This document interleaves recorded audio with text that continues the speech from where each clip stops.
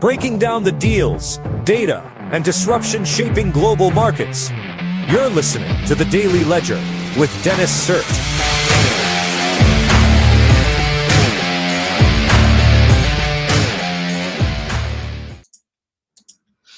It is Tuesday, December 16th, 2025. You're listening to The Daily Ledger Show, and I am your host, Dennis Sert. Good to be with you here today, ladies and gentlemen. We got some good stuff on the docket. I think we're just going to jump in just immediately. So here we go. The Dow Jones is down 0.33%. The NASDAQ is down 0.09%, and the S&P 500 is down 0.34%. Bitcoin is up 0.93% to 87,775. We got some good stories for you here today. We're going to talk about some of the unemployment numbers that came out this morning, straight from BLS.gov. We got a story about CoreWeave. We're going to talk about Ford a little bit, and then we're going to talk about the Disney OpenAI deal a little bit more. But before we get into that, make sure to download Byte AI, a market analysis, which is an iOS direct-to-consumer app, which is a financial co-pilot. Basically, it accumulates news sentiment for all of your stocks, as well as the technical indicators, which is what economists and professional traders trade off of, like the relative strength index, RSI curve, Bollinger Bands, MACD/signal curve. And then basically it's ChatGPT in real time, putting all that together and then giving a solid underbought, overbought, or neutral signal, as in enter, exit, or stay put signal. And then it tells you why it thinks that, and then it gives you some more information on all of them. So would highly recommend you download. I use it every day when trading stocks. It refreshes every 15 minutes, so that's why I just changed. And yeah, make sure to use code podcast20 at Stripe checkout when going through the web app. And one more thing, past success does not guarantee future results. Neither Byte AI nor I are financial advisors. Okay, let's jump into what we got here today. So first of all, BLS.gov released these job numbers. Apparently, even though unemployment ticked up just a little bit to 4.6%, apparently that's a 0.2% increase. Talks about some of the data here in November 2025. The number of unemployed people, 7.8 million, which were little changed from September. These measures were higher than last November when the jobless rate was 4.2%. Yeah, so there you go. New York Times talks a little bit about that too. The unemployment rate rose in November, a warning sign for the health of the labor market that has been strained by federal layoffs and rising costs. I couldn't care less about federal layoffs. I actually really wanted Doge to just really clean house. I'm very saddened by the fact that they drove Elon out of Congress and out of the government. It's huge misstep. I think that's when things started going to crap this year. But the reason I think that is because I think they're all just like pencil pushers who just check their email twice a year. Unfortunately, wish it wasn't that way, but most federal workers are like that. Anyways, but yeah, so the New York Times is saying, oh, it's strained by federal layoffs. No, it's strained by the fact that private companies just aren't hiring. I mean, that's kind of the reality of what's going on. Just look at all the big tech, Mag 7. Are they hiring anybody? No, they're hemorrhaging engineers, and it's been like that since 2022. Okay. So that's what's going on. So CoreWeave's staggering fall for market grace highlights AI fears. The data center provides terrible 6-week slide, picked up speed when a famous short seller piled concerns on top of delays.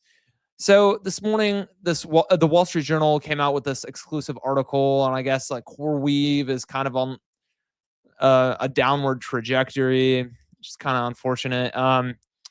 everyone's talking about like, oh, AI bubble, and we kind of talked about this yesterday. I kind of again solidified my position. I don't think we're in an AI bubble. Um, I mean, the fact is, everyone's comparing it to the .com bubble, and this is not the .com bubble. Like, I started getting it. I was getting into it with this random lady in the comments of this article. I was like, AI isn't going anywhere, bro. All of this is AstroTurf. And then this lady goes, the .com bubble didn't cause the internet to go away, but it was overhyped. AI is overhyped in the same way. Everyone wants in on the action without fleshing out the actual practical application for their business needs. Okay, yeah. So as if AI is just gonna die like in 6 months. No. So here's what I said. I said, this ain't the .com bubble, yo. We're not talking about Zip2, that's Elon's first startup, by the way, or eBay or a website about cats. We're talking about the thing that's gonna decimate the labor market in the next 5 years. That's what Elon's saying, by the way. He's saying you won't have to work, and you'll just be living off of universal basic income while like your Optimus like does garden work. But yeah, that's kind of what that's alluding to. And then I said, drive our cars. Yeah, that's what Waymo's doing. That's what Pony from China is doing. That's what the Cybercab is doing. Tesla, right? Zoox, maybe Amazon. And empower humanoid robots like the Optimus and Neo. Yeah, that's where this is going. So with all of this on the horizon, are we really gonna say, yeah? I mean, it's just like Cat's website. It's just gonna die. Oh yeah, I'm sure. .com, like AI is exactly like the .com bubble, like beat for beat. Yeah, okay. I can't wait till AI just goes the way of the dodo bird next year. I'm sure we're all just gonna go back to classical programming. Just okay, for int let int I equals 0. I is less than length of array. I plus plus, and we're gonna write our little for loops, and then we're gonna just start writing code like from our brains again. It's like nobody has been writing code. Nobody has been writing code since October 2022. I'm sorry. Like with lovable.dev, with Vibe, VYBE, YC backed company, Vibe coding. With Vibe coding in general, like I'm sorry, you're dumb if you're not Vibe coding, because there is no engineer in the history of the world who is smarter than AI, than Claude Code, than OpenAI Codex. Just give up. Like, you will never be better than AI. Never. Like, I don't care how smart you are. Like, you can be fucking Albert Einstein and you will not beat Claude Code or OpenAI Codex in coding. That's just the reality. And then these people are like, oh, yeah, well, you know what? The AI hype bubble is just like the .com bubble. Like, it's just gonna be like that cat website I made in 2001. Yeah, I'm sure about that. Yeah, while the robots, gardening and farming my carrots in my garden, and I'm sipping on like chai tea. Right? It's just like that cat website from 2001. I'm sure. Okay. Ford's next F-150 Lightning will have a gas generator as it pivots away from large EVs. TechCrunch. Well, that failed. They had this new F-150 Lightning project, and you know how much the money they lost? They lost $19.5 billion. I mean, that's wild. Like at some point, like just on the Lightning, right? At some point, you have to say, like, as Ford, like, hey, you know what? We failed. Okay, it's okay. Like, I mean, just say, like, hey, we failed. I mean, that's fine. Just say, like, hey, we failed. Let's go. Close down shop and maybe do some sort of equity investment with Tesla or something. I don't know. I mean, you gotta admit defeat. Like, I hate it when people can't admit defeat. Like, you failed. Like, give up. It's over. Ford no longer plans to produce select larger electric vehicles where the business case had eroded due to lower than expected demand, high costs, and regulatory changes. Yeah, so I guess they're putting like a gas generator into their car, and then they're gonna sell it again. It's like, dude, just stop, please. And then same thing with like Rivian. It's like Rivian kind of being propped up by sort of the deep state. I mean, you have the Biden Department of Energy who gave a $6.57 billion low interest loan to Rivian in January. And it's like, okay, like I don't see Tesla having to be propped up by the government. In fact, the government is, especially the Biden DOJ, completely against Tesla. All sorts of crazy lawsuits. I won't get into them now, but the Biden DOJ kind of like went after Tesla, and it's like, and SpaceX, and it's like Rivian can't even do it when they're in bed with the Biden DOJ, like way back when, right? About a year ago.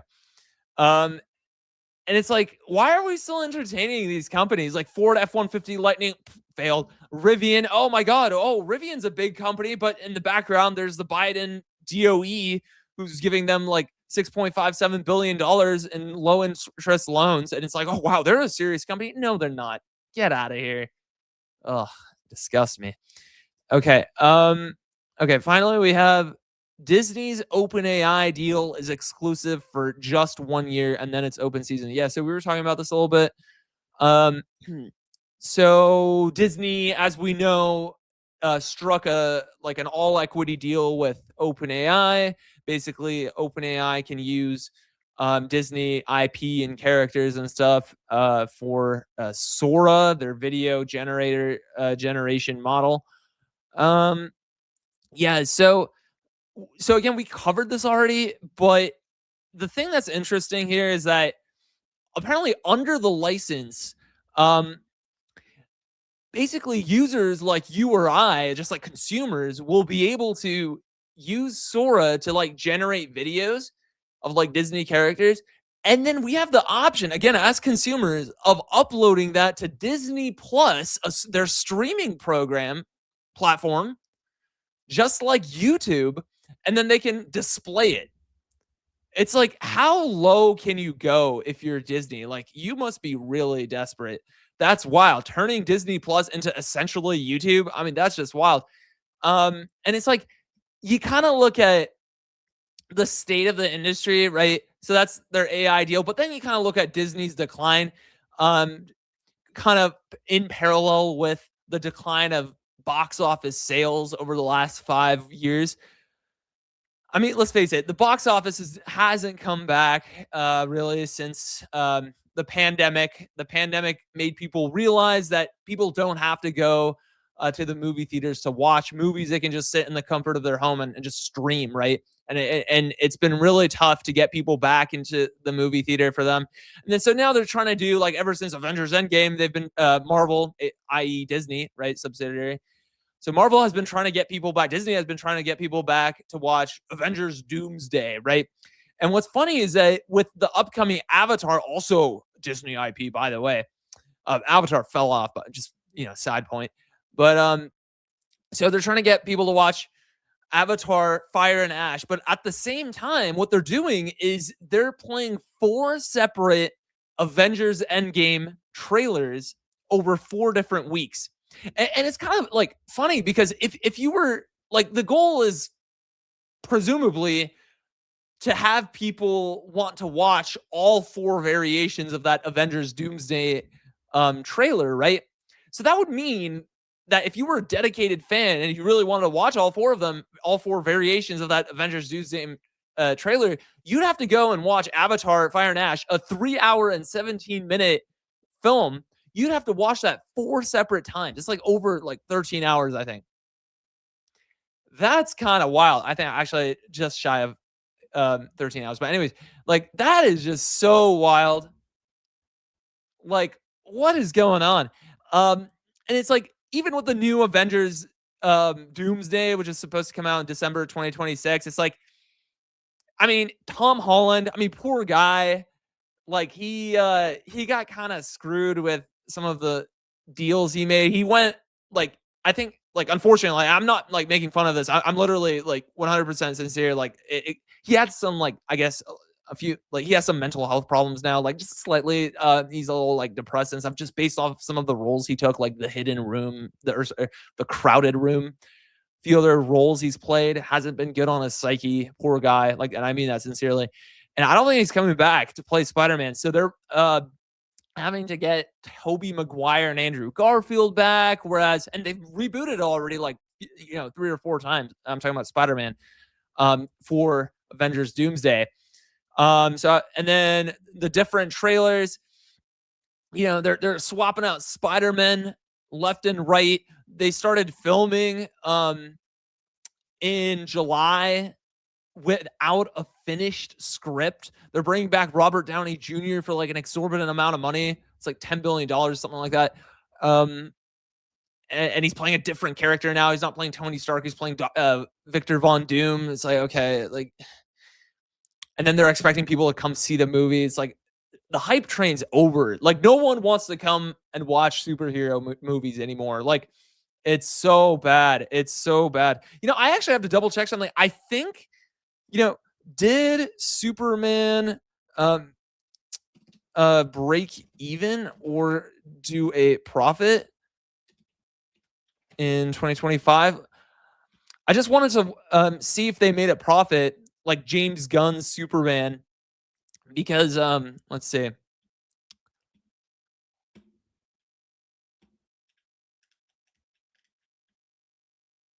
Okay, yeah. So Superman kind of like eked out a modest profit. But it's like now they're doing this like Supergirl movie. Just speaking about movies, just real quick. And the motto is truth dot justice dot whatever dot. And it's like, in the typical James Gunn fashion, like he has a hand in it. Apparently James Gunn, apparently not officially directed by James Gunn. Who directs the Supergirl movie? Apparently not directed by him, but look, there's no mistaking it. He has a hand in that. I just watched the trailer. Okay, so this new guy, Craig Gillespie or whatever, is directing the upcoming Supergirl movie. And it's like, give me a break. It's like another sort of like Guardians 3 style movie. They're playing some 80s nostalgia music in the background. Yeah, it's so bad. Like the whole superhero genre is just down the drain. And yet, Superman mod is probably fine, but then, we're gonna do a Supergirl movie. And then Avengers, they're like, we got Robert Downey Jr. back. Oh yeah, I'm sure people are gonna be excited. 7 years after 2019 Avengers Endgame. Yeah. Anyways, so just going back to the original point, it's like Disney is really at rock bottom. Now they're saying, oh my God, like they're so rock bottom in like the creative bucket, if you will, that they're having to resort to turn Disney Plus into like wannabe YouTube, right? Like, like I'll be able to go into Sora and then like create something and then apply for it to be published on Disney Plus. It's like, what are we even doing? Anyways. Okay. So I think we're going to leave it there. Cool. So make sure to download Byte AI and use it when trading stocks. I use it to trade stocks every morning. That's BYTE AI.meet. Use code podcast20 for a 20% discount off your first month. And I'll see you guys tomorrow. Have a great day.